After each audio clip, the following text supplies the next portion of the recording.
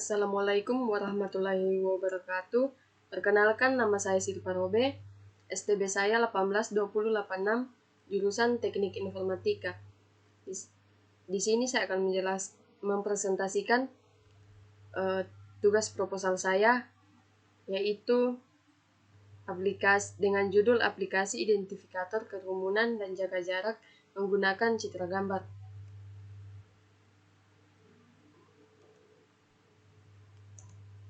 Latar belakang.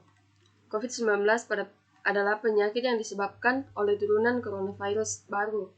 CO diambil dari corona, FI virus, dan D disease dalam kurung penyakit. Sebelumnya penyakit ini disebut 2019 novel coronavirus atau 2019 nCoV. Wabah penyakit ini begitu sangat mengguncang masyarakat dunia hingga hampir 2000 negara di dunia terjangkit oleh virus ini, termasuk Indonesia. Beberapa upaya pencegahan penyebaran virus COVID-19 pun dilakukan oleh pemerintah di negara-negara di dunia guna memutuskan rantai penyebaran COVID-19 ini, yang disebut dengan istilah lockdown dan social distancing.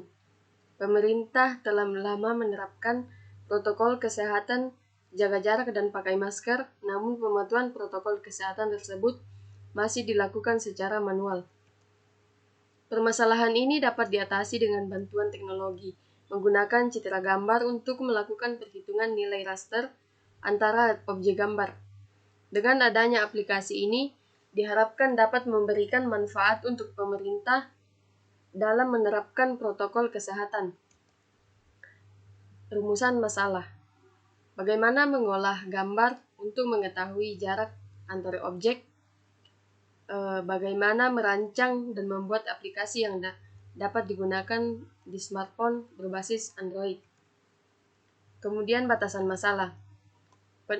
Yang pertama, peneliti ini membahas objek gambar foto kerumunan orang. Yang kedua, peneliti ini berfokus pada ekstraksi objek gambar untuk menghitung raster jarak antar objek. Kemudian tujuan penelitian yang pertama melakukan ekstraksi nilai raster gambar menggunakan ArcGIS. Yang kedua, membuat aplikasi mobile dan melakukan proses perhitungan jaga jarak objek dalam gambar. Kemudian manfaat penelitian. Yang pertama, dapat dijadikan solusi pemerintah untuk menerapkan protokol kesehatan. Yang kedua, dapat dijadikan sumber informasi bagi peneliti lainnya yang berhubungan aplikasi protokol kesehatan. Kerangka pemikiran. Yang pertama, wabah penyakit COVID-19 begitu sangat mengguncang masyarakat dunia, hingga hampir 2000 negara di dunia terjangkit oleh virus ini, termasuk Indonesia. Yang kedua, pemerintah telah lama menerapkan protokol kesehatan jaga jarak dan pakai masker. Namun, pemantauan protokol kesehatan tersebut masih dilakukan secara manual. Yang ketiga, permasalahan ini dapat diatasi dengan bantuan teknologi menggunakan citra gambar untuk melakukan perhitungan nilai raster antar objek gambar. Yang keempat, dengan adanya aplikasi ini, diharapkan dapat memberikan manfaat untuk pemerintah dan menerapkan protokol kesehatan. Landasan teori yang pertama yaitu perangkat lunak komputer merupakan kumpulan dari prosedur-prosedur yang digunakan untuk mengolah data menjadi informasi. Yang kedua, sistem informasi geografis merupakan sebuah sistem yang didesain untuk menangkap, menyimpan, memanipulasi, menganalisa, mengatur, dan menampilkan data geografis. Pandemi adalah wabah penyakit yang menjangkit secara serempak di mana-mana, meliputi daerah geografis yang luas.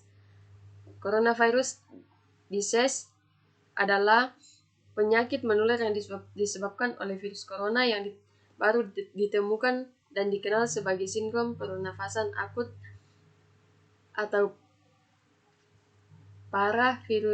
virus corona 2 dalam kurung SARS-CoV-2. Penelitian terkait. Jurnal Saudara Agus Purwoto 2020 dengan judul Studi Eksploratif Pandemi COVID-19 terhadap proses pembelajaran online di sekolah dasar. Hasil penelitian tersebut diketahui bahwasanya untuk mengetahui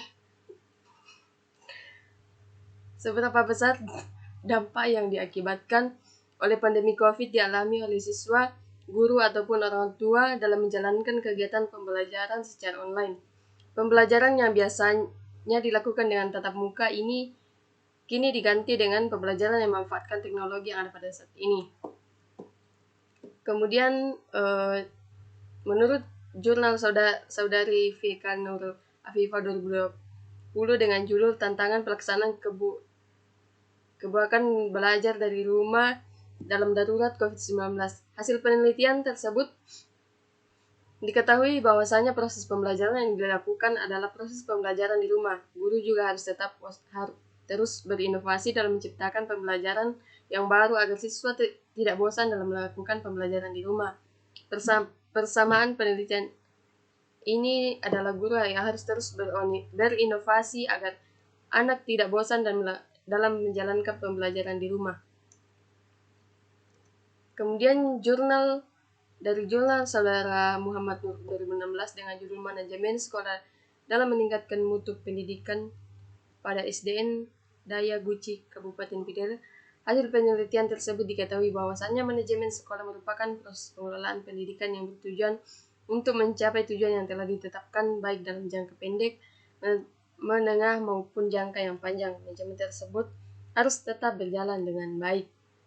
Seperti dengan adanya wabah yang seperti ini, guru juga harus tetap menjalankan manajemen yang telah ditetapkan oleh sekolah dalam menciptakan pendidikan yang baik walaupun pembelajaran dilakukan dengan online.